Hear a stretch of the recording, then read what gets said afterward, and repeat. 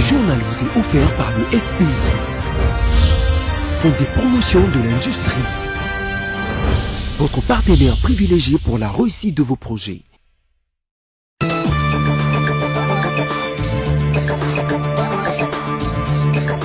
Merci de choisir BSC TV pour vous informer. Voici l'essentiel de l'actualité. Plan d'action des Nations Unies sur la sécurité des journalistes, le GED et l'UNESCO en ont parlé ce jeudi 11 avril au cours d'une table ronde. Pour le GED, il est inconcevable que le journaliste soit en déficit d'informations sur sa propre sécurité. Marie-Ange Mouchébécois, ministre des Droits humains assumant l'intérim aux médias qui a coordonné cette activité, a déploré les multiples cas d'atteinte à la liberté d'expression et à la vie des journalistes. Élection de gouverneurs dans les provinces de la RDC, le Front commun pour le Congo se félicite de sa victoire sur 17 de 22 provinces où a eu lieu le gouverneurial. Le FCC a exhorté à cet effet toutes les parties prenantes au processus électoral à œuvrer pour préserver les acquis de la démocratie. Tout en félicitant les différents élus gouverneurs, le FCC leur demande de se mettre au service de la population et en harmonie avec le président Félix Tshisekedi. L'actualité au Soudan, Omar El-Béchir a été arrêté et son régime révoqué. Le ministre soudanais de la Défense qui l'a annoncé a aussi parlé de la suspension de la constitution soudanaise. Un conseil militaire va diriger le pays pendant 2 ans afin de maintenir l'ordre public au Soudan. La situation reste tendue au centre-ville de Khartoum pour l'heure et des milliers de manifestants continuent à réclamer l'amélioration des conditions sociales. Dans un communiqué signé mercredi 10 avril par son coordonnateur national, le professeur Néhémie Mwilania Wilonja, le Front commun pour le Congo FCC en sigle a exhorté le parti prenant au processus électoral à œuvrer pour la préservation des acquis de la démocratie. Il se félicite cependant de son écrasante victoire obtenue dans 17 de 22 provinces où a été organisées les élections de gouverneurs et vice-gouverneurs et invite les nouveaux élus à travailler en harmonie avec le président Félix Tshisekedi. Tout en félicitant ses gouverneurs et vice-gouverneurs, le Front commun pour le Congo leur demande de se mettre résolument au service de la population et ce, en parfaite harmonie avec le président de la République Félix Antoine Tshisekedi et le gouvernement central qui sera bientôt mis sur pied, a fait savoir les communiqués. Sous un autre volet, le FCC indique que c'est dans cette perspective d'harmonie et dans le cadre de la coalition entre le FCC et ses partenaires de cash qu'il conviendra d'œuvrer pour l'amélioration du vécu quotidien de tous les Congolais, peut-on encore lire dans le même document. Par ailleurs, le FCC a rappelé que cette victoire est le fruit de longue haleine et d'enracinement politique au sein de l'opinion politique. Il a félicité les députés provinciaux pour leur discipline en faveur de la cause défendue par Joseph Kabila. Peter Kazadi, député provincial UDPS ville de Kinshasa et l'un des communicateurs de la coalition Cap pour le changement Cash, s'est dit déçu de l'échec subi par sa plateforme à l'issue de l'élection de gouverneur de province organisée le mercredi 10 avril dernier.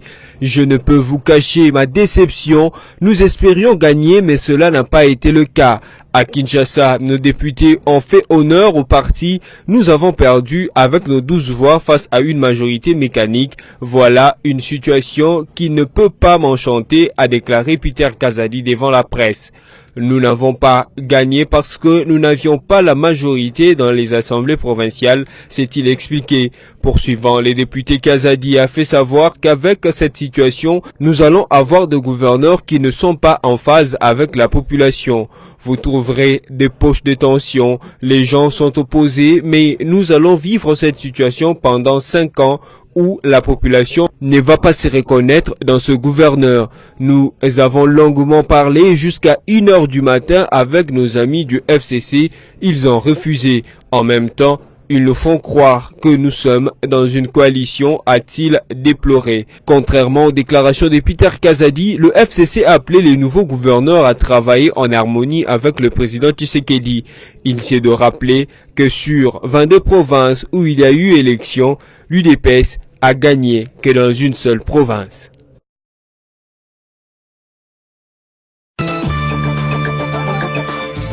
L'ONG Journalistes en danger et l'UNESCO ont organisé conjointement ce jeudi 11 avril au Cercle de Kinshasa une table ronde axée sur les plans d'action des Nations Unies sur la sécurité de journalistes et la question de l'impunité.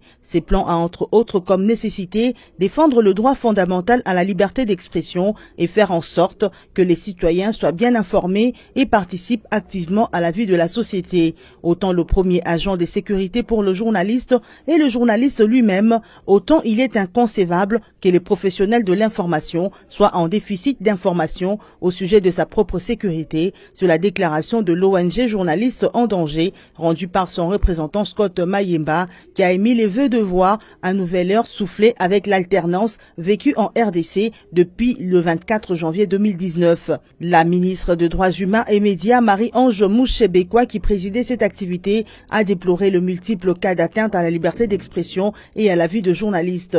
Elle a également appelé le professionnel du micro à utiliser cet outil pour de fins utiles et dignement. Messieurs et dames de la presse, nombreux de vos confrères, plutôt de nos confrères, ont perdu la vie depuis la libéralisation de l'espace politique avec l'instauration du multipartisme et de la démocratie dans notre pays le 24 avril 1990.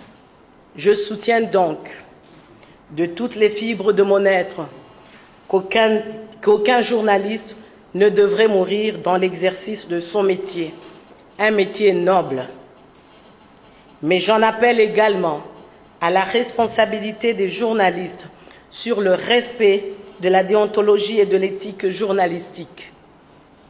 Dans un pays post-conflit comme le nôtre, une jeune démocratie est si fragile, les journalistes devraient plutôt contribuer à construire une véritable nation sans distinction d'ethnie, de tribu, ni de religion. Leur micro et plume ne devraient pas servir à créer des conflits, à attiser et à inciter à la haine, ni à monter les communautés les unes contre les autres. Marie-Ange Mouchebekwa, en ancienne journaliste, a soutenu que le salaire est la première sécurité de journaliste, puis elle a renchéri, il est strictement interdit d'employer quelqu'un au-delà de 6 mois sans contrat ni salaire. Jean-Pierre Iboudo, représentant de l'UNESCO, a lui rappelé que son institution détient un mandat spécial sur la sécurité de journalistes et la question de l'impunité qui entrave l'exercice de médias en RDC. Il a par la suite révélé qu'entre 2012 et 2013, 530 journalistes ont trouvé la mort dans l'exercice de leurs fonctions, dont 5 femmes en 2012 et 10 femmes en 2013. Ces taux d'atteinte à la liberté d'expression a malheureusement augmenté de 57% en 2018. Le dernier point de cette table ronde était le débat sur les stratégies de l'applicabilité du plan de sécurité de journalistes et la question de l'impunité. Dirigé par le sénateur Didier Moumengi, expert facilitateur, ce débat a accouché de plusieurs résolutions, notamment un programme médiatisé intitulé « Parlons de nous » qui traitera de sujets liés à la vie de journalistes et la projection d'un observatoire pour la sécurité de professionnels du micro et de la plume, bref, de tous les journalistes. Détournement des biens de l'État, l'ancien président de l'Assemblée provinciale de Kinshasa, Roger Nsingui, a été transféré mercredi 10 avril 2019 à la prison centrale de Makala à Kinshasa. Ce, après avoir passé 48 heures au parquet général près la cour d'appel de Kinshasa-Gombe où il était auditionné. Cette nouvelle a été donnée par le bureau du rapporteur de l'APK. Arrêté le 5 avril, Roger Nsingui est accusé de détenir par devers lui, à la fin de ses fonctions à la tête de l'APK, des véhicules appartenant à cette institution provinciale. Selon le bureau du rapporteur de l'APK, la police qui doit récupérer 6 véhicules 4x4, dont 2 véhicules détenus par l'ancien président Nsingui ont déjà été récupérés, doit encore récupérer 4 autres détenus par ses collaborateurs. Les 2 véhicules récupérés que détenait Roger Nsingui ont été remis à l'Assemblée provinciale. Il lui a été demandé de restituer les 4 autres qui traînent entre les mains de ses collaborateurs.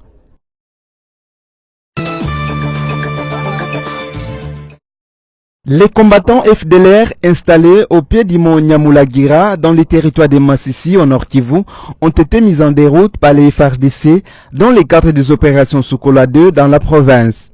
Selon les commandants des opérations Sokola 2, qui a rendu public cette nouvelle à travers un communiqué publié le mercredi 11 avril, il a été constaté que l'ennemi FDLR a bel et bien été mis hors d'état de nuire dans toute la zone se trouvant au pied du mont Nyamulagira dans le parc de Virunga, avant d'ajouter que plusieurs des bases de ces miliciens ont été détruites par les FARDC, y compris son noyau dur à Kamatembe.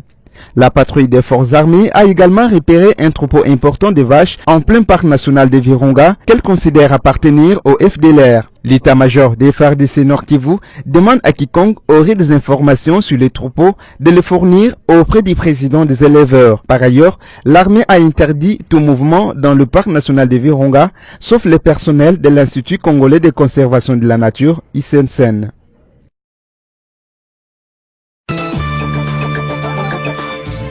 Omar El-Béchir n'est plus président du Soudan. L'armée soudanaise a pris sur le champ la commande du pays et destitue désormais ex-président Omar El-Béchir. C'est ce qui ressort d'une importante déclaration faite ce jeudi 11 avril 2019 par le ministre soudanais de la Défense qui a annoncé l'arrestation du président par l'armée, suivie de la révocation du régime, l'arrestation de ses dirigeants et la suspension de la Constitution. Pour maintenir l'ordre public, un conseil militaire va administrer le pays pendant une période transitoire de 2 ans. À l'heure actuelle, la situation reste tendue au centre de la ville de Khartoum, la capitale du Soudan, où des milliers de manifestants continuent de réclamer l'amélioration des conditions sociales. Devant le quartier général de l'armée, les hommes et les femmes sont venus des différentes villes pour protester contre la situation économique et sociale très précaire qui est à la base de cette crise politique.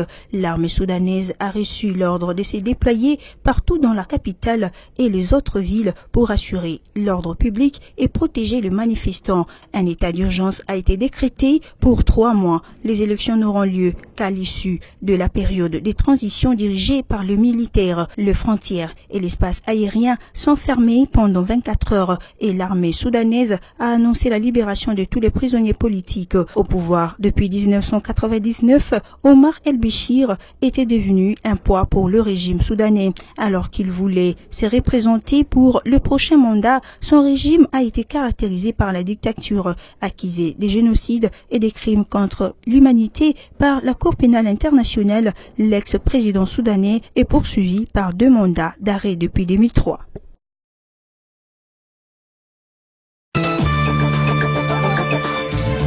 Mesdames et messieurs, voici à présent le rappel des principaux titres développés dans ce journal.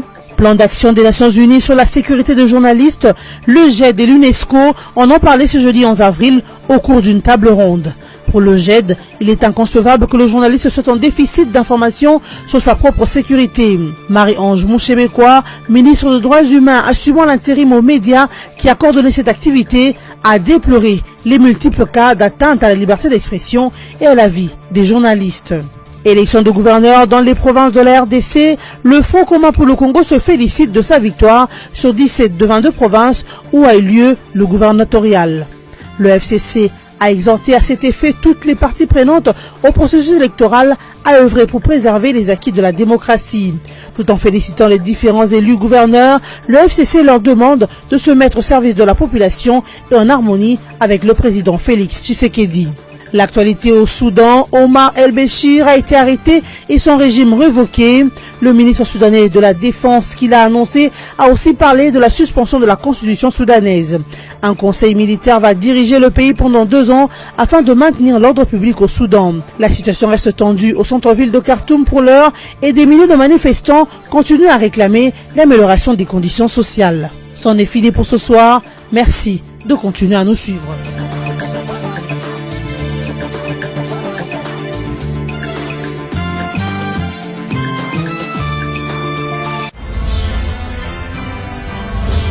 Ce journal vous a été offert par le FPI, Fonds des promotions de l'industrie, votre partenaire privilégié pour la réussite de vos projets.